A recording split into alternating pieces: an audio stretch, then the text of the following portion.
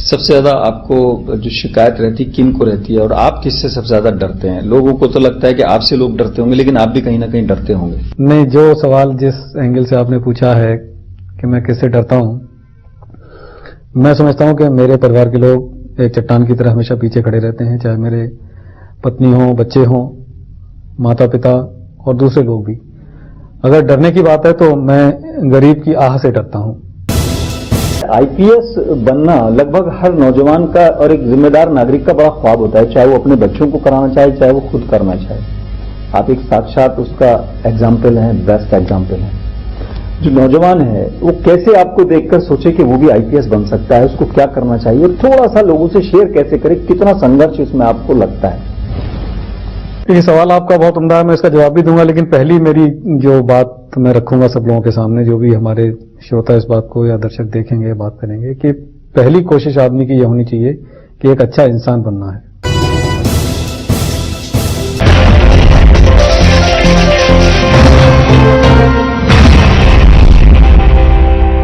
खास प्रोग्राम खास मुलाकात में आपका स्वागत है। मैं हूं आजाद खालिद, आपका मेजबान, और लेकर हाजिर हूं खास मुलाकात। जब देश की राजधानी दिल्ली में आप एंटर करते हैं तो दिल्ली पुलिस आपके लिए, आपके साथ हमेशा का स्लोगन आपको देखने को मिलता है। लेकिन आज हमारे साथ मौजूद हैं दिल्ली पुलिस के जॉइंट सीपी और न्यू दिल्ली रेंज के जॉइंट सीपी अजय चौधरी साहब। बहुत बहुत स्वागत है। बहुत बहुत शुक्रिया खालिद साहब आपका। मैं आपका बहुत बहुत स्वागत है। दिल्ली पुलिस से बहुत उम्मीद है पूरे देश को, खासतौर से अगर देखें जब वो आता है तो उसको लगता है कि एक सुरक्षा का भाव होता है। एक फर्क भी देखने को मिलता है, जब यूपी से आदमी दिल्ली में एंटर होता है सीट बेल्ट लगा लेता है, हरियाणा से आता है एडजॉइनिंग है। सबसे पहले एक आईपीएस के तौर पर आपने एक लंबा सफर तय किया है, थोड़ा सा जानना चाहेंगे बैकग्राउंड और कैसे आपने शुरू किया, क्या क्या कठिनाई आई यहां तक पहुंचने में प्रोफेशनल लाइफ से पहले? देखिए, सबसे पहले तो आपने कहा कि दिल्ली की पुलिसिंग आपके हिसाब से आपको बेहतर दिखाई दी। इसके लिए मैं सबसे पहले आपका शुक्रिया अदा करूंगा कि आपने एक बात कही, और अपनी दिल्ली पुलिस के जो हमारे सभी साथी हैं जो अपनी मेहनत से 24/7 काम करते हैं, ये उनकी मेहनत का नतीजा है कि लोग इस बात को पहचानते हैं और मानते हैं कि दिल्ली पुलिस कुछ अच्छा करने की कोशिश कर रही है। दूसरी बात आपने बैकग्राउंड के बारे में कही, तो सबसे अहम बात यह है कि मैं गांव की पृष्ठभूमि से आता हूं। मेरी प्रारंभिक शिक्षा जो हुई गांव के स्कूल में हुई। उसके बाद मुझे मौका मिला ईश्वर की कृपा से कि मैं अलीगढ़ मुस्लिम विश्वविद्यालय में स्टूडेंट रहा। वहीं से मैंने बीए ऑनर्स इंग्लिश में किया, वहीं से मैंने मास्टर्स इन बिजनेस एडमिनिस्ट्रेशन किया, और फिर जो कि एक प्रक्रिया है कि यूपीएससी के एग्जाम के आधार पर आप इन राष्ट्रीय सेवाओं में सम्मिलित होते हैं और जो जिम्मेदारियां दी जाती हैं उनका वहन करते हैं। तो एक लंबी कहानी है, उसको 2-4 अल्फाज में या वाक्यों में नहीं समेटा जा सकता। बाकी एक जीवन की अब तक की जो यात्रा है, चाहे वो पुलिस की हो या स्टूडेंट लाइफ की रही हो, काफी रोचक रही है, तसल्ली बख्श रही है, और लोगों की बहुत मोहब्बत और लोगों का प्यार मिला है। सर, एक सवाल बनता है, आईपीएस बनना लगभग हर नौजवान का और एक जिम्मेदार नागरिक का बड़ा ख्वाब होता है, चाहे वो अपने बच्चों को कराना चाहे, चाहे वो खुद करना चाहे। आप एक साक्षात उसका एग्जाम्पल हैं, बेस्ट एग्जाम्पल हैं। जो नौजवान है वो कैसे आपको देखकर सोचे कि वो भी आईपीएस बन सकता है, उसको क्या करना चाहिए, और थोड़ा सा लोगों से शेयर कैसे करे, कितना संघर्ष इसमें आपको लगता है? ये सवाल आपका बहुत उम्दा है, मैं इसका जवाब भी दूंगा, लेकिन पहली मेरी जो बात मैं रखूंगा सब लोगों के सामने, जो भी हमारे श्रोता इस बात को या दर्शक देखेंगे, बात करेंगे, कि पहली कोशिश आदमी की यह होनी चाहिए कि एक अच्छा इंसान बनना है। अगर आप एक अच्छे इंसान हैं तो आप एक अच्छे आईएएस भी होंगे, एक अच्छे पॉलिटिशियन भी होंगे, अच्छे खिलाड़ी भी होंगे, एक अच्छे आईपीएस भी होंगे। तो पहली चीज जो घर से शुरू होती है संस्कार की, जिसे हम कहते हैं, घर के बाद स्कूल, स्कूल के बाद समाज जो हमें शिक्षा देता है। पहली प्रायोरिटी किसी भी नौजवान की, किसी भी बच्चे की यह होनी चाहिए कि मैं एक बेहतर नागरिक, एक बेहतर इंसान बनने की कोशिश करूंगा। बाकी सारी चीजें, ये तो जिम्मेदारियां हैं, किसको क्या जिम्मेदारी मिलेगी और वो कुछ अपनी भूमिका को कैसे निभाएगा, वो बात की बात है। तो नौजवानों से यही अपील है आपके माध्यम से, आपके चैनल के माध्यम से, कि बेहतर इंसान बनने की कोशिश करें। बाकी सारी चीजें आपके लिए आसान हो जाएगी। आप जिस क्षेत्र में भी जाएंगे, चाहे खेल की दुनिया में, फिल्मी दुनिया में, पत्रकारिता में, आप अगर लोग ये मानेंगे कि आप अच्छे इंसान हैं, सच्चे इंसान हैं, तो आपकी प्रतिभा को, आपकी मेहनत को भी उसी अंदाज से लोग लेंगे और आपको आगे बढ़ने में मौका मिलेगा। अच्छा, जिस तरीके से ये चैलेंजेस मानते हैं आप, स्टूडेंट लाइफ थी वो चैलेंज रहा, एक अच्छे हार्ड वर्किंग या हार्ड स्टडिंग आप स्टूडेंट रहे होंगे तभी यहाँ तक। अब ये आपका सफर शुरू हुआ, दिल्ली पुलिस में आप आए, आपका ईस्ट से शुरुआत हुई, आज यहाँ सेंटर में आप बैठे हैं, तो ईस्ट से यहाँ तक के सफर को आप कैसे लोगों से शेयर करेंगे? देखिए, जो पुलिसिंग का प्रोफेशन है इसमें सबसे जरूरी है कि जनता के साथ तालमेल, जनता के साथ संवाद, बातचीत और डायलॉग हमेशा बने रहना चाहिए, क्योंकि ये फील्ड ओरिएंटेड और पब्लिक ओरिएंटेड सर्विसेज हैं जिसमें कि आम आदमी का आपसे वास्ता पड़ता है। उनकी जो समस्याएं हैं, जो परेशानियां हैं, जो उनके दुख दर्द हैं, वो सीधे आपके पास आते हैं।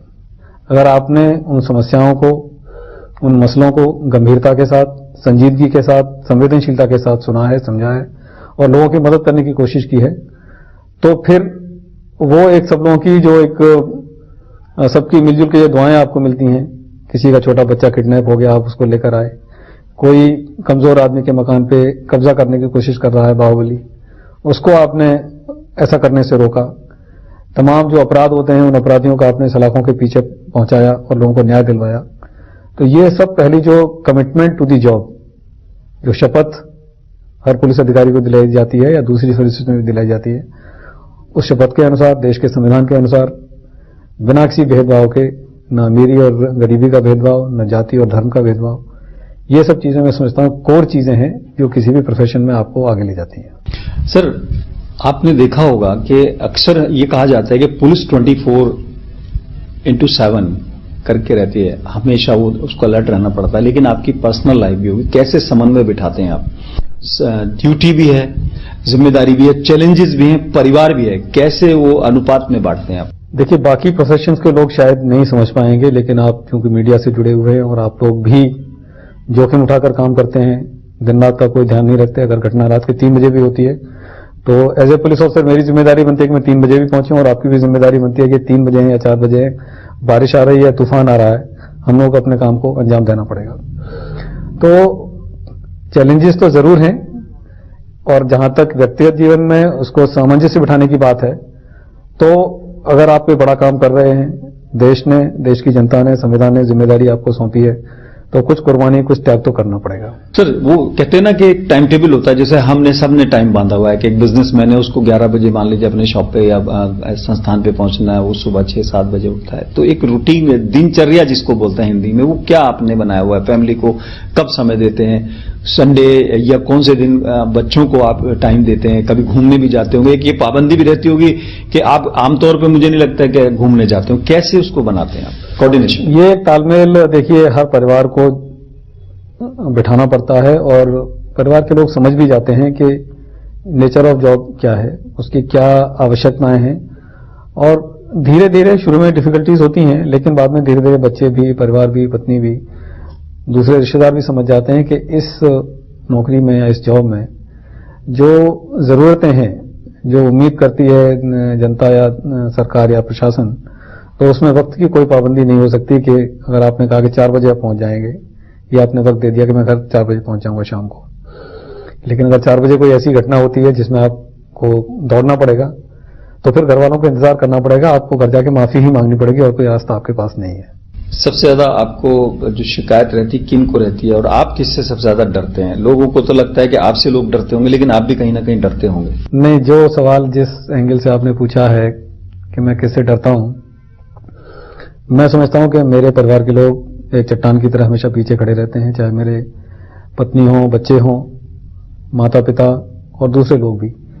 अगर डरने की बात है तो मैं गरीब की आह से डरता हूं कि जाने अनजाने में और सब कुछ देखते हुए भी कहीं ऐसा कोई चीज नहीं होनी चाहिए कि किसी गरीब आदमी की हम मदद नहीं कर पाए, जबकि कानून का सहारा हमारे साथ है, संविधान का सहारा हमारे साथ है, कोई अन्याय न होने पाए, इस चीज पर खास ध्यान रहता है। बाकी परिवार की तरफ से, दोस्तों की तरफ से ये शिकायतें और ये सब चीजें तो चलती रहती हैं, वक्त है, लेकिन कोशिश ये रहती है कि चाहे हमने दोपहर का खाना नहीं खाया है, अगर 5 लोग शिकायती बैठे हुए हैं, उनकी बात जरूर सुनी जाए और जो संबंधित अधिकारी हैं उनको बताया जाए कि इस चीज में मदद की जानी है।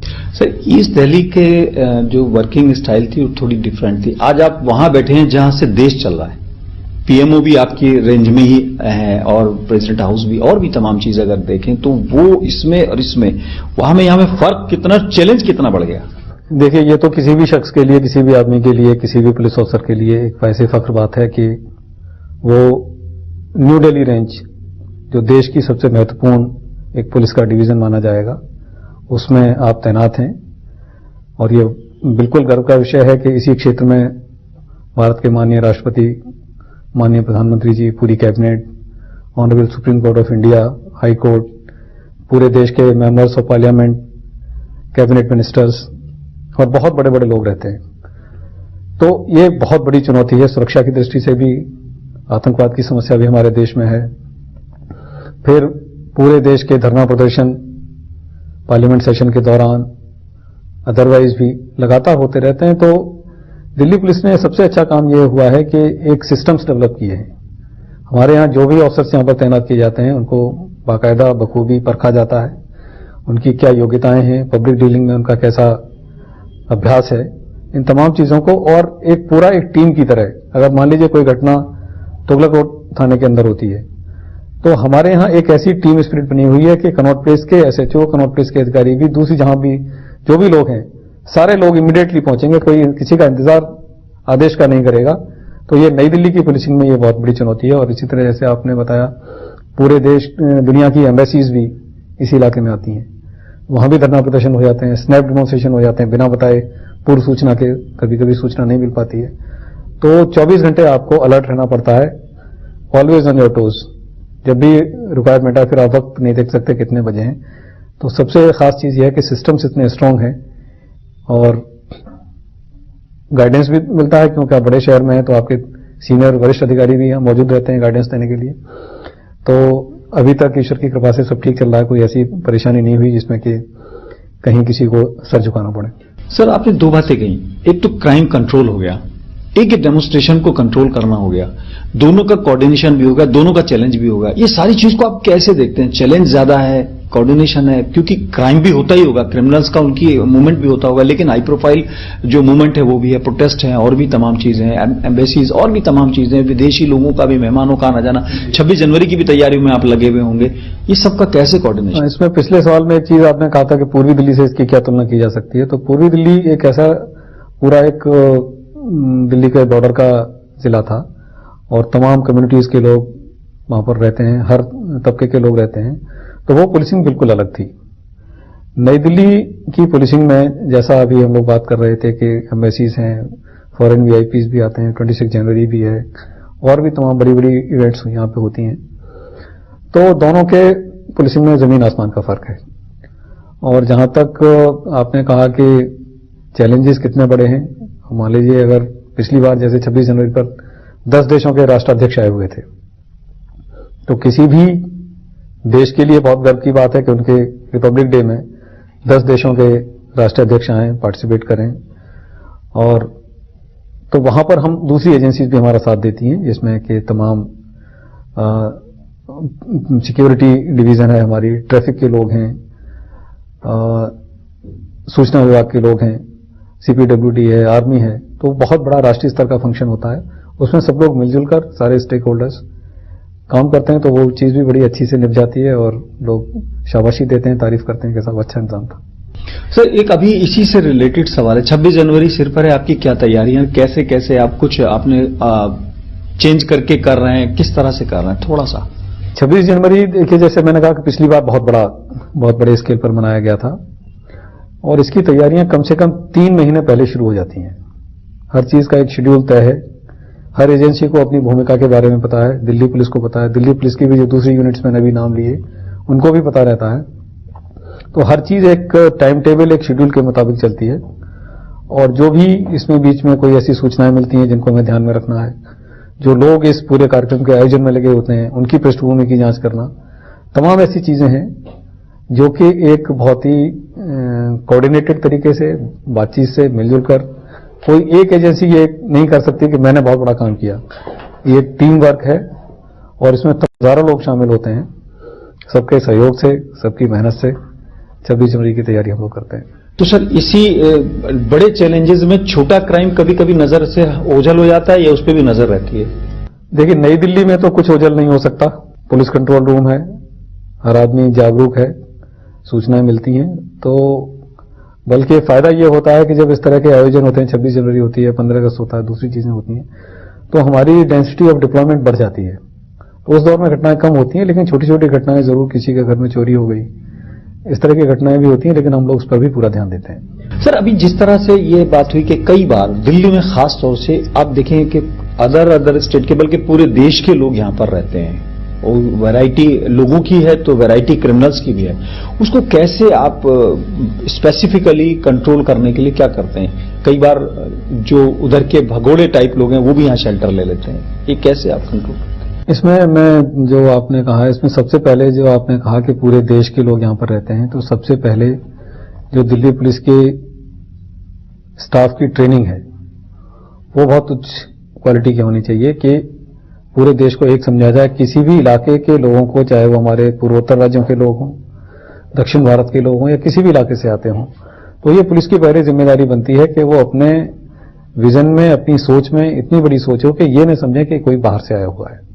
ये पूरे देश की राजधानी है, हर एक को ये महसूस होना चाहिए, चाहे मैं उड़ीसा से आऊं, आंध्र प्रदेश से आऊं, केरल से आऊं, कश्मीर से आऊं, कि यहां मैं सुरक्षित हूं, मेरे साथ अन्याय नहीं होगा, और मेरे क्षेत्रीय आधार पर, भाषा के आधार पर, मेरे चेहरे मोहरे के आधार पर मेरे साथ कोई भेदभाव नहीं किया जाएगा। तो सबसे अहम तो ये चीज है। उसके बाद आती है कि अपराध के लिए, तो अपराध के लिए जैसे हमारा बीट का सिस्टम है, तो हमारी कोशिश ये रहती है कि जो भी बीट के सिस्टम में लोग काम कर रहे हैं वो डोर टू डोर जाकर, गली गली में जाकर, क्या अपराध का नेचर है वहां पर, किस तरह के लोग हैं, किस तरह के लोग आ रहे हैं, जो कि टेनेंट वेरिफिकेशन जिसे हम कहते हैं कि आने वाले किराएदार हैं उनका सत्यापन, वो सबसे अहम कड़ी हो जाती है हमारी। हमारे साथ अजय चौधरी जी मौजूद हैं, और फिलहाल एक छोटा सा वक्त है ब्रेक का, और बहुत जल्द हम हाजिर होते हैं, आप कहीं जाइएगा नहीं।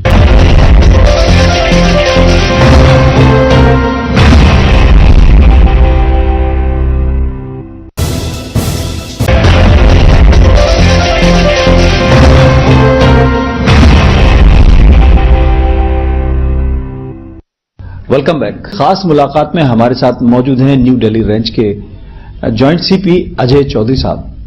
बहुत बहुत स्वागत है अजय जी। सवाल हमारा वही था, छोटे क्राइम चैलेंज होते हैं, और सबसे ज्यादा चैलेंज अगर पुलिस की भाषा में देखें वो क्रिमिनल्स हैं जो अभी आइडेंटिफाई नहीं हुए हैं, जिनका कोई रिकॉर्ड नहीं है, न्यू कमर्स हैं, अदर स्टेट से आए हुए हैं। आपके पास चैलेंज बहुत बड़ा है, वीआईपी मूवमेंट, वीआईपीओ की सुरक्षा, वीआईपीओ को वो माहौल भी देना जो क्राइम से पाक हो, और ऐसे लोग भी होंगे। उसको करने की कोई अलग तकनीक या उसी पुराने जो सूचना तंत्र होता है आपका, एक तो मुखबिर वाला और एक आपका अपना, इसको कैसे करते? देखिए, अभी सबसे अच्छी चीज ये हुई है कि टेक्नोलॉजी का विस्तार हुआ है, और टेक्नोलॉजी ने हर चीज को एक अपने आयाम में समेटा है। चाहे वो व्हाट्सएप का माध्यम हो, सूचना क्रांति के माध्यम से अपराधी अगर मोबाइल इस्तेमाल कर रहा है, उसके क्या मूवमेंट्स हैं, किन लोगों के संपर्क में है, तो टेक्नोलॉजी के फायदे से पुलिस को और एजेंसीज को बहुत सुविधा हुई है, और सूचनाओं का आदान प्रदान बहुत बेहतर हो गया है। प्रदेशों से जो हमारा नेटवर्क है, चाहे वो सीसीटीएनएस के माध्यम से हो या जिपनेट के माध्यम से हो, तो तमाम सूचनाओं का आदान प्रदान, जैसे लोग खो गए कोई, तो ये सूचना हम अपने टेक्नोलॉजी के माध्यम से आसपास के तमाम राज्यों में भेज सकते हैं कि इस उम्र के, इस फोटो वाले, इस तरह के लोग अपने घर से खोए हुए हैं, कहीं मिलते हैं तो उनको सूचना दी जाए। तो ये पुराने वाले तंत्र को तो जीवित रखना ही पड़ेगा। जो मैन टू मैन मार्किंग है, जैसा मैंने कहा कि जो किराएदार हैं उनका सत्यापन, और ग्राउंड पर जो सूचनाएं इकट्ठी की जाती हैं, उसके साथ साथ टेक्नोलॉजी का बहुत ही समुचित उपयोग करना आज की पुलिस के लिए बहुत जरूरी है। और उसके माध्यम से तमाम चीजें, जैसे मान लीजिए कोई किसी के घर में आकर काम कर रहा है, उसका वेरिफिकेशन है, सर्वेंट वेरिफिकेशन जिसको हम लोग कहते हैं, तो वो चीजें हम जल्दी दूसरे राज्यों में भेज सकते हैं, वहां से सूचना वापस जल्दी आ जाती हैं। तो तमाम चीजें हैं, और बाकी चुनौतियां, अपराधी भी चुनौती पेश करते रहेंगे, वो भी अपने नए नए रास्ते खोजने में कोई रुकते नहीं है, लेकिन पुलिस को उनसे आगे चलना पड़ेगा। अक्सर ये कहा जाता है दूसरे स्टेट के जो क्रिमिनल्स हैं कई बार शेल्टर के तौर पर यहां पर ले लेते हैं, और वो यहां पर अपनी पनाहगाह के तौर पर भी यूज करते हैं। उस पर आप नजर रखते हैं खासतौर से, क्योंकि कई बार छोटी छोटी वारदातें, चैन स्नैचिंग, लूट, ये बहुत बड़ी तादाद में होती हैं, और कई बार कंप्लेंट वहां पहुंच भी नहीं पाता। ये मुझे लगता है बड़े क्राइम से ज्यादा बड़ा चैलेंज है छोटा क्राइम। हाँ, छोटा क्राइम चैलेंज है। और जैसा मैंने कहा कि दिल्ली पुलिस और खासतौर से न्यू दिल्ली रेंज भी, हम ये अफोर्ड नहीं कर सकते कि हम क्योंकि बड़े बड़े आयोजनों में इंतजाम में लगे हुए हैं और इसलिए छोटा क्राइम होने दिया जाए। उस क्राइम पर भी पूरी तवज्जो दी जाती है। और जहां तक दूसरे प्रदेश से आकर छुपने की बात है, वो बहुत थोड़े से पीरियड के लिए संभव हो सकता है। दिल्ली जैसी जगह में छुपना आसान नहीं है, बल्कि यहां से लोग भाग जाते हैं, किनारा कर जाते हैं कि दिल्ली पुलिस के शिकंजे में ज्यादा आसानी से पकड़ जाएंगे। और खासतौर से आपने देखा होगा, चाहे हमारी लोकल पुलिस भी है, क्राइम ब्रांच है, स्पेशल सेल है, उनके जो भी ऑपरेशंस होते हैं उसमें से कोई बड़े से बड़ा अपराधी बच के निकलना उसके लिए बहुत मुश्किल है। सर, अक्सर दिल्ली पुलिस के वर्चस्व को लेकर लड़ाई बीच में रही। केजरीवाल साहब जो, क्योंकि यहाँ का फेडरल सिस्टम है, दिल्ली पूर्ण तरह राज्य का दर्जा नहीं है, और आप ऐसी जगह बैठे हैं जहां से पूरे देश की राजनीति, पूरा देश रन हो रहा है। ये दबाव कभी कभी आप पे रहा कि पॉलिटिकल दबाव खासतौर से दिल्ली पुलिस पे अगर हुआ तो उसको कैसे मैनेज किया जाता? नहीं, मेरे अपने करियर में मैं ये कह सकता हूं कि किसी भी तरह का, जैसे आपने पूर्वी दिल्ली का उदाहरण दिया, वहां से लेकर अब तक, कि किसी भी राजनीतिक दल ने, किसी भी राजनीतिक नेता ने कभी कोई ऐसा दबाव बनाने की कोशिश नहीं की। जो मैंने पहले कहा था कि अगर आप जनता के प्रति समर्पित हैं, प्रतिबद्ध हैं, तो फिर वो कोई प्रेशर की बात नहीं आती है। और दिल्ली के जैसे सारे सिस्टम्स बने हुए हैं और जो संवैधानिक व्यवस्था है उसी के तहत हम लोग काम करते हैं, तो ऐसी कोई बहुत बड़ी समस्या कम से कम मैंने फेस नहीं की है। अच्छा, दिल्ली में एक बहुत हाई प्रोफाइल और बड़ी तेज तर्रार ऑफिसर रही किरण बेदी जी। इंदिरा जी की गाड़ी उन्होंने खींची और चर्चा में आई। कई बार क्या होता है, वीआईपी मूवमेंट होता है, आपकी पुलिस को ये चैलेंज रहता होगा कि सामने वाला एक वीआईपी है, ये बहुत हाई प्रोफाइल लीडर हैं, तो ये एक कैसे आप ट्रेंड करते हैं या उसको कैसे मीट आउट करते हैं? ये एक बड़ा चैलेंज तो होता होगा कम से कम। और ये चैलेंज है, लेकिन दिल्ली के लोग भी समझदार हैं। उनको पता है कि अगर मान लीजिए जो जिन लोगों की सुरक्षा को खतरा है, उन लोगों का मूवमेंट अगर दिल्ली की सड़क पर हो रहा है, तो लोग अभ्यस्त हो गए हैं, लोग पुलिस के साथ सहयोग करते हैं। कभी ऐसा होता है कि किसी की गाड़ी अचानक खराब हो गई, उनका कोई इंटेंशन नहीं है रास्ते में रुकने का, तो हमारी क्रेज होती है, हम लोग निवेदन करते हैं, उनको स्टीयरिंग पर बिठा के हमारे जवान धक्का भी लगा के गाड़ी को रास्ते से, रूट से हटाते हैं। तो ये तमाम चीजें प्रैक्टिकल सॉल्यूशंस हैं समस्याओं के। जब जैसी परिस्थिति बने, वहां पे जो भी अफसर जिस रैंक का भी मौजूद हो, अपने दिमाग का इस्तेमाल करे, फैसला ले, अपने सीनियर्स को अवगत कराए कि साहब ये मौके पर ये स्थिति थी, मैंने ये फैसला लिया है। हम लोग उनका समर्थन करते हैं, उनको सपोर्ट देते हैं, तो कुल मिलाकर सब अच्छा काम हो ही जाता है। सर, वो मेरा पहला वाला सवाल था। दोबारा मुझे लगता है देश के नौजवानों को ये बताया जाए कि आईपीएस बनने के बाद उनके लिए कितने मौके खुल जाते हैं। आप वहां बैठे हैं जहां से देश रन हो रहा है, और जहां इलाका रन हो रहा है वो शायद आपके हाथ में, हालांकि सीपी साहब के बाद अगर न्यू दिल्ली में देखें तो आप रन कर रहे हैं, लेकिन नौजवान कैसे आए, कैसे वो ये आईपीएस में देश की सेवा के लिए कैसे करे? थोड़ा सा एक कोई मूल मंत्र टाइप होता है ना बताने का। देखिए, सफलता का कोई मंत्र नहीं होता, सफलता केवल कड़ी मेहनत से मिलती है। तो कड़ी मेहनत से बचने का कोई रास्ता नहीं है। जो आपके स्कूल में पढ़ाया जा रहा है, आप स्कूल में गंभीर रहिए, यूनिवर्सिटी में पढ़ रहे हैं तो वहां अपने अध्ययन के प्रति, बाकी समाज में जो हो रहा है उसके प्रति जागरूक रहिए। और माँ बाप की, बुजुर्गों की दुआएं बहुत जरूरी हैं। और जहां तक अगर आपको मौका मिलता है सेवा करने का, तो फिर उसी प्रतिबद्धता के साथ, मेहनत के साथ। कोई स्पेशल ऐसी चीज नहीं है कि कोई आईपीएस है तो वही देश की बहुत बड़ी सेवा कर रहा है। मेरे जवान भी उतनी ही मेहनत करते हैं, ज्यादा कुर्बानियां देते हैं, उनको ज्यादा चैलेंजेस उनके सामने आते हैं। तो हम ये मान के चलें कि कोई आईपीएस इसलिए उसका त्याग या मेहनत ज्यादा है, ऐसा नहीं है। मैंने शुरू में ही कहा कि टीम वर्क है। सर, एक सवाल ये बनता है मेरी नजर में कि आज हर माँ बाप ये चाहता है कि उसका बच्चा एक अच्छे स्कूल में पढ़े। कॉन्वेंट कल्चर में हम दौड़ रहे हैं, एडमिशन्स को लेकर एक बड़ी मारामारी होती है अभी जिस तरह से होगा। आपने बताया कि आप गांव के प्राइमरी स्कूल से शुरू आपने किया, बिल्कुल मतलब देहाती पृष्ठभूमि की शिक्षा से आप यहां तक आए। कैसे हम ये मैसेज दें कि ये बच्चा भी आगे जा सकता है, ना सिर्फ आप कॉन्वेंट में ही पढ़ेंगे तब बड़े बनेंगे? इसको कैसे आप लोगों से शेयर करेंगे? इसके लिए सबसे पहले जो है हमारी जो स्कूली व्यवस्था है, जो शिक्षा का स्तर है, वहां पे गंभीरता लानी पड़ेगी। इसमें मैं समझता हूं माध्यम भी, शिक्षा का माध्यम भी कोई बाधा नहीं है। चाहे आप हिंदी मीडियम से पढ़िए, इंग्लिश मीडियम से पढ़िए, तेलुगु और तमिल माध्यम से पढ़िए। अगर आपको अच्छे अध्यापक मिलते हैं, आप अपने विषयों के प्रति, अपनी पढ़ाई के प्रति गंभीर हैं, तो कोई भी ऐसा एग्जाम नहीं है, कोई ऐसी परीक्षा नहीं है जिसको आप पास नहीं कर पाएं। और जीवन की परीक्षा बहुत बड़ी होती है। ये परीक्षाएं तो सब लोग, कुछ लोग पास होते हैं, कुछ लोग फेल होते हैं, तो हर प्रोफेशन की अपनी एक इज्जत है। और वही बात मैं फिर दोहराऊंगा कि एक अच्छा इंसान बनना, बेहतर इंसान बनना जिंदगी का लक्ष्य होना चाहिए। आप लोगों की निगाह में बहुत बड़े आदमी हो सकते हैं, लेकिन हो सकता है कि आप बिल्कुल निम्न दर्जे के इंसान हो, और जो लोग आपके साथ 24 घंटे रहते हैं वो भी आपसे दुखी हों, जो लोग आपके साथ काम करते हों। हो सकता है कोई सामने आपकी पोजीशन की वजह से इस बात को न कहे, लेकिन पीछे जरूर हर आदमी आपको असेस करता है। यानी कामयाबी के लिए बड़ा स्कूल होना जरूरी नहीं है, हौसला बड़ा होना चाहिए। हौसला बहुत बड़ा होना चाहिए, मेहनत करने का मादा होना चाहिए, जुझारूपन होना चाहिए, संघर्षशील होना चाहिए। और मैं बार बार उसी चीज को फिर भी दोहराता हूं कि आशीर्वाद बड़ों का वो बहुत जरूरी है। बिल्कुल। एक लास्ट सवाल है, अगर देखा जाए मेरा सवाल वही था कि आप जहां बैठे हैं वहां पे बड़े बड़े आपने लोग कंट्रोल कहना चाहिए, पुलिस की भाषा में तो कंट्रोल ही होता है, लेकिन वीआईपी मूवमेंट, ये तमाम चीज आप कंट्रोल करते हैं। इसी एरिया में बाबा रामदेव का भी एक आंदोलन हुआ, वो एक तरह से देखें वो सबने देखा है। क्या क्रिमिनल्स भी इसी तरीके से एस्केप करेंगे कि यहां जो छोटा क्राइम हो रहा है वो कैसे रुकेगा, जो स्नैचिंग छोटा है अलग लास्ट?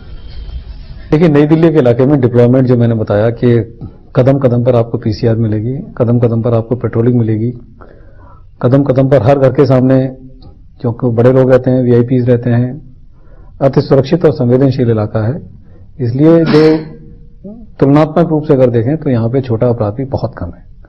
यहाँ आने से पहले आदमी सोचता है, जैसे आपने कहा कि दिल्ली में आने से पहले लोग बेल्ट लगाना और हेलमेट लगाना शुरू कर देते हैं, तो दिल्ली के अंदर भी जब लोग नई दिल्ली में आते हैं तो वो भी बहुत चौकन्ने होकर आते हैं, क्योंकि यहां पर कोई भी गलती न इग्नोर की जा सकती है, न कोई आदमी यहां गलती करने की कोशिश कर सकता है। हमारे साथ मौजूद थे अजय चौधरी जी, नई दिल्ली रेंज के जॉइंट सीपी हैं, जहां से अगर देखा जाए देश को रन करने वाली लोग मौजूद हैं, वो हस्तियां मौजूद हैं। और अजय चौधरी से एक सिर्फ बात अगर देखा जाए देश की जनता से शेयर करने का मन है, अगर आप अच्छा इंसान बनना चाहते हैं, बड़ा इंसान बनना चाहते हैं और देश की सेवा करना चाहते हैं, तो आपके लिए जरूरी नहीं है कि आप बड़े कॉलेज, बड़े स्कूल या कॉन्वेंट से पढ़ें। आप सिर्फ आपकी मेहनत आपकी कामयाबी की गारंटी है। बहुत बहुत शुक्रिया अजय चौधरी जी, आपने समय दिया। बहुत बहुत और धन्यवाद। खास मुलाकात में आज फिलहाल इतना ही। अपने मेजबान आजाद खालिद को इजाजत दें।